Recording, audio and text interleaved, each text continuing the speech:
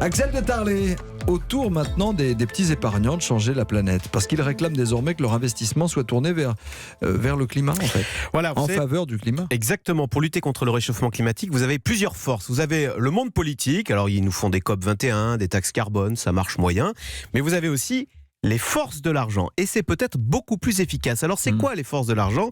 Eh bien ça commence effectivement avec les petits épargnants. De plus en plus, vous l'avez remarqué, quand on épargne, on choisit d'investir dans des fonds qu'on appelle socialement responsables. Sauf qu'ensuite, il y a obligation pour ces fonds d'investir l'argent récolté dans des projets écolos. Et ça commence à peser. Oui. Hier, on a eu les chiffres du premier semestre sur ce qu'on appelle les obligations vertes, dont l'argent est obligatoirement fléché vers des projets tels que les énergies propres, l'isolation thermique ou même le rail.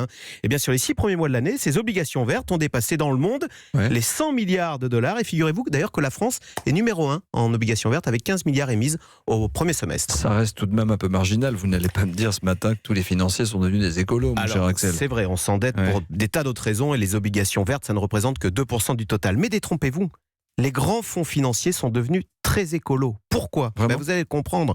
Ces grands fonds financiers sont des caisses de retraite et qui doivent donc se projeter sur 20, 30 ou 40 ans. Et quand vous réfléchissez à l'horizon 2050, vous avez le sens du temps long, forcément. Par exemple, vous vous dites, pour ma retraite, c'est quoi le mieux ? C'est d'investir dans une centrale à charbon en 2050 ou d'investir dans un parc solaire ? Vous voyez, c'est la grande différence avec les politiques, comme on dit. Leur horizon, ça n'est pas la prochaine élection, mais la prochaine génération.